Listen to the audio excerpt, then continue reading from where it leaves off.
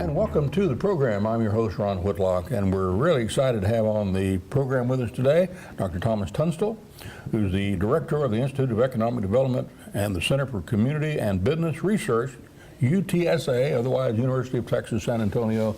Dr. Tunstall, glad to have you with us. Thank you, it's my pleasure. We're here to look at Eagle Ford Shale because you're kind of an expert to a lot of entities around the state and nation about what's going on with Eagle Ford Shale and what are the possible pitfalls down the road. What are the pitfalls as you see them going forward? Well, the literature is replete with the research on what's called the resource curse. It's been done at the international level, state level, county level, but it's the theory that counties that have a lot of resource abundance often end up worse off as a result. Having said that, it's not a uniform effect. There are examples where communities have in fact benefited from resource wealth. And a lot of it has to do with governance. So we're working with communities in South Texas to try and help them address some of the issues they have with regard to governance, to make sure that they're putting in place a solid infrastructure that will ensure their sustainability over the long term. And those transportation, healthcare, and the others that you have mentioned, workforce, because everybody's being hired to go to work for the oil patch, therefore they're not being able to do other things like teach and so forth in all of the communities all across the region. Yeah, there is definitely some of that because the industry, the energy industry pays wages that are on average much higher than most other professions, not all, but certainly a lot of other professions. What's interesting though is that we are seeing some folks deciding that, for example, if they were a commercial driver, had a commercial driver's license and drove for the school district, they might have been lured away initially, but the demands for commercial truck drivers, for the folks working on the rigs, are very intense. Well, no, it's hard work. They're working 12 hours on, 12 off. They burn out and go back? Well, in a lot of cases, yeah. They decided, quality of life more than the money. Being away from their families, the long hours. In other cases, what we've seen are restaurants having to employ things like signing bonuses, $500 signing bonuses, or paying $15 an hour for McDonald's, for fast food restaurants or Subways. I might start up. Which one is it? Because that's the only way they can hold on to their employees. So you think the number one is workforce is really workforce for all entities, because at this point the oil patch is having trouble meeting their needs, and everything downstream is having trouble meeting their needs, from what we're understanding. Is a guest worker program with Mexico, would that be a solution to this problem? Well, it would certainly help alleviate some of the issues. And I don't know. I sort of pay attention to immigration reform sporadically. I'm not sure how far we are away from any sort of solution like that. So I guess what we're looking at is the way that the institutions for higher education in South and Central Texas are ramping up programs to try and train folks. A lot of folks who live in the area that may not have the right skill set to meet the needs of the oil and gas industry have the opportunity to get trained, whether it be on landman programs, commercial driver's license, in some cases, if they have more time, geology degrees, engineering degrees, and in that way, hopefully really benefit the folks that have been living in the area for some time. Because right now, a lot of the people that are working in the Eagle Ford Shale are coming from other cities. A lot of them from Texas, but also from other states.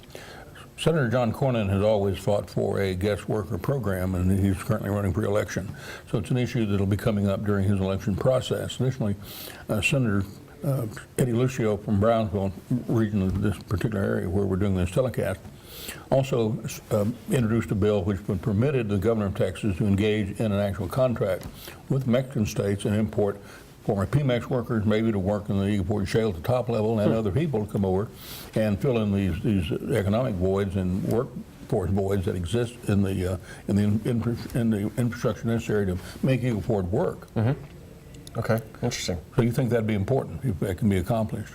Yeah, at the federal or state level, one or the other. Yeah, I think, as an economist, I'm very big on supply and demand, and if we've got a demand for workers, I think we need to try to be creative about potential solutions for those issues. You talk about today at your speech at the symposium here at South Texas College, the fact that being able to export through these tankers some of this through CNG and LNG plants is vitally critical to make sure that the product gets out of Eagle Ford Shale and gets where the markets overseas, Europe, Far East, so forth. Is that going to be the critical thing? Because if we don't get these 3 LNG apps in Corpus Christi, the port there, and 3 LNG and CNG apps at the Port of Brownsville granted and built timely, then the product is not going to be able to be go out on a timely basis, and Eagle Ford will slow? Well, I guess the point I prefer to make is that whether we export natural gas or not, it's really not going to have a significant impact on the price. What we're seeing now is really, because the prices have been so low, it's going to take a while for more power generation plants that use natural gas to get built, and that will increase the demand for the product. Some of those manufacturing facilities that I mentioned are going to take 2 or 3 years to come online, and they'll use up some of the capacity. So as that starts to happen, I think we'll see the prices start to come up, and we'll see operators produce more natural gas, because they're not real excited about producing natural gas right now. They do produce it where they have to hold on to leases. It's interesting to note that if you drill for natural gas, you're going to get natural gas. If you drill for condensate, you're going to get some natural gas. And if you drill for oil, you're still going to get some natural gas. So they're producing, I think, more than they probably want to right now, given the current price level at about $3.50 per 1,000 cubic feet. But we would expect that to start slowing in terms of, we would expect the production to start slowing until the price really comes back. And it looks like it's going to be stable above $4 for an extended period. So do you think if I get to 6 or 7, which the people in the industry that we've talked to in the last couple of days have indicated, gets to that level, that's when things will really begin to work well on the gas side. And it'll also give, once these applications are approved by the Energy Department at these ports, then that would have a little bit upward pressure on the price, by virtue of the fact that then, because of these plants coming online, people will be able to plan for that gas in these other markets where they're going to be using that, and therefore it'll have a positive impact. Right. Does that make sense? It does, with the caveat that we see $7 as really sort of the high end for gas prices. We have a hard time seeing the price of natural gas in the U.S. rising above $7 per 1,000 cubic feet, with or without export. And it's very possible. The more likely range, we think, is between $5 and $6 long term. So if anybody's waiting for $8 to $12 natural gas prices to come back, we think they're going to be waiting a very, very long time. The finance director for the Port of Corpus Christi used to be a city manager in Ingleside and also Port Arthur, where one of these multi-billion-dollar plants was built. And he says every billion that comes to the economy goes a long way, and it spreads throughout the community. What's going to be the impact? Assuming these applications at these 2 ports are granted, 7, that's 21 billion if all 3 were to be built. If 21 billion is brought into a community, what's going to happen to that community? Well, economically? It's interesting. Some of the biggest impacts tend to be in the construction phase, because they use an awful lot of people to build these facilities. It's interesting. There was a gas processing facility built by Anadarko near Cotulla. And that facility employed dozens of workers when it was being built. But when it was completed, it employs somewhere between 10 and 15 people. So increasingly, the operations, the actual manufacturing operations, are much more efficient. This is true of manufacturing in general. In 2007, about 15% of the U.S. workforce was employed in manufacturing. That number is now under 10%. And it's not so much because of outsourcing overseas or offshoring, it's because manufacturing facilities are getting ever more efficient literally every day. So we will expect to see a lot of impact with construction, and some impact longer term with people operating those manufacturing facilities. But it might not be as large as the $21 billion might imply over the long term. Well, if they're talking about some of them are talking in terms of 7 as kind of a cap or max of what they need. Cheniere, Oxy, and others that are making these applications. In terms of the price of natural gas? No. The billions of dollars that would be using to build the facility, the CNG or LNG facility. Okay. So out of that 20, let's say it's $7 billion they're going to build, and that's one application. Mm-hmm. Let's say that's their price, $7 billion. How much of that would be spent in the local economy for construction, or do you know? Well, it depends where the workers come from. The communities that are Mainly a worker number, 7 billion, and mainly a construction number. well, but it also depends on where the workers live. One of the interesting things that's occurring in the San Antonio area, for example, is that it's getting a lot of benefit from the Eagle Ford Shale, even though there's no drilling there, because a lot of the workers are coming from San Antonio. Right. So the larger cities are in a better position, and Corpus has a comparatively larger population than certainly some of the smaller cities. So to the extent workers that live there, that live in the Corpus area or other nearby towns, are involved in the construction, then the communities will benefit. But if the workers are having to come from cities farther away, you know, a lot of what they earn is going to go back home to where they live. So you would expect an economic bonanza if even one of these 3 applications in the Port of Corpus Christi area are granted. Yes, it should have, along with everything else, it should have 7 million times 1, 2, or 3. Yeah, and you know, as I mentioned in the presentation, that's just one example of some of the projects that are going in. Regardless of whether I think there are 19 other applications still pending, and not, you know, obviously not all in the Corpus area, all along the Gulf Coast, including Louisiana. But there are other types of projects that are planned and will be likely going in. Yeah, the impact along the coast is going to be significant, particularly during the construction phase, but even afterwards. There will be a fair amount of new workforce employed more or less permanently, to the extent any job is permanent.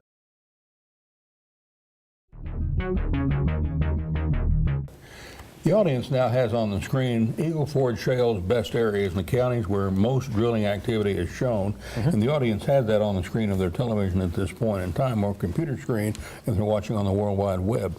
Explain where the activity is. We're showing green at the top.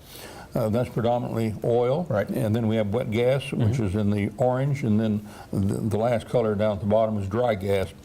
What does that mean, and where's you said most of the activity is happening in the oil area because that's really the commodity that they predominantly are seeking. Right. And you know, there is drilling occurring in the wet gas band and the dry gas band, but again, it's because the leases typically are signed for 3 years with the caveat that the E&P companies have to drill within that time frame, or they potentially lose the lease or have to renegotiate it. So they want to sort of stake their claim, drill at least one well on a given lease, so so the clock stops ticking.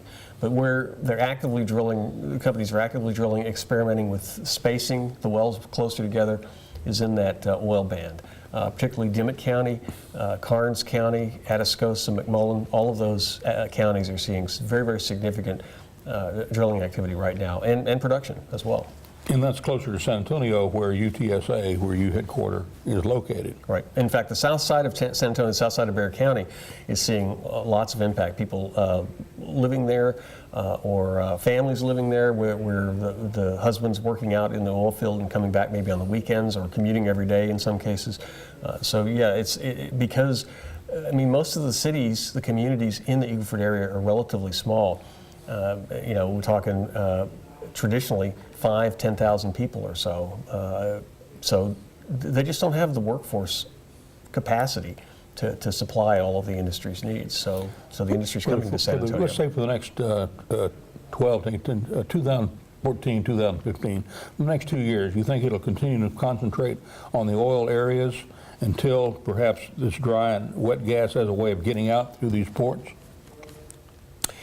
Yeah, I think that's a very plausible scenario because, you know, as I mentioned, natural gas prices really have, you know, they were volatile from 2000 to 2010.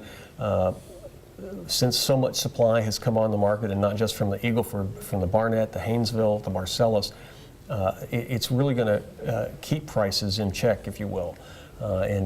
So yeah, we expect natural gas prices, you know, not to change a whole lot. They may bump against up $4 or $5 in the next couple of years.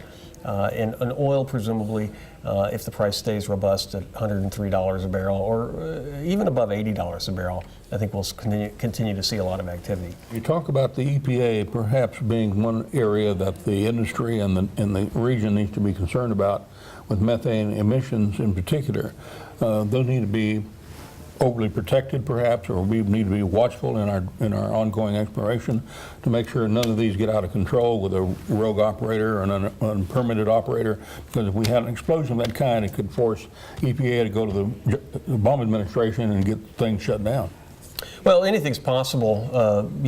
It's one of the interesting things about the way oil and gas has traditionally been regulated is that it's been done at the state level. Now, the EPA has been studying the release of methane emissions, but so have other groups as well. The University of Texas at Austin just recently released a study that actually showed the methane emissions coming from wells in the Eagle Ford was much lower than original EPA estimates. So that's good news. It appears the operators are acting responsibly and keeping a pretty good handle on methane release. The areas that they noted that they found the most methane coming from was the joints of some of the pipes above ground. But even that was not as significant as originally thought, and that's important that the energy companies do minimize that methane emission release, because it's a more potent greenhouse gas than the CO2, for example, that's the typical byproduct of fossil fuel burning.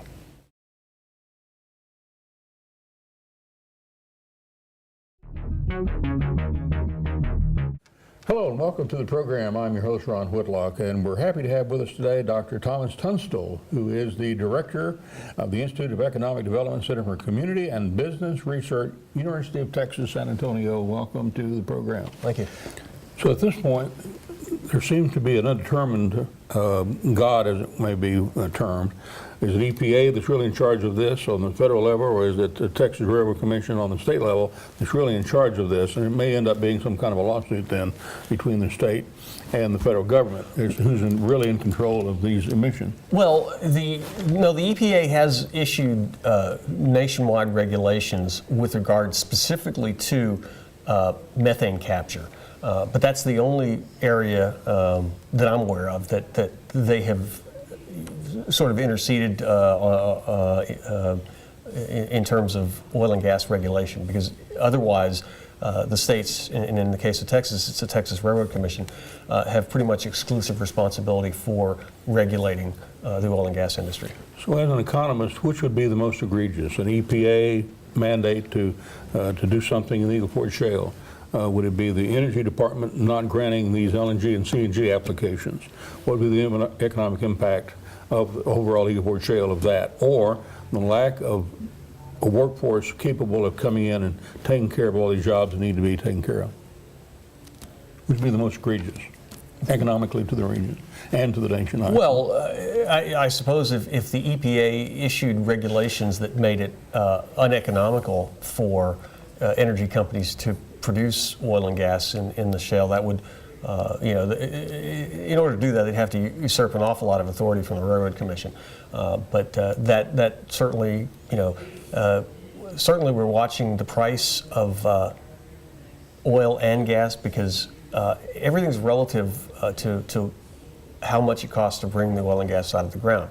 And then they get it to market. Right, and the cost for oil and gas plays is much higher per barrel than it is for conventional oil plays. So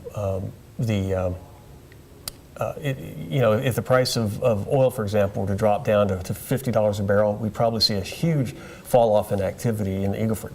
If the EPA issued regulations that cause oil production, the cost of oil production, to increase significantly, that could cause a slowdown as well. It's always a question of at what cost and at what price.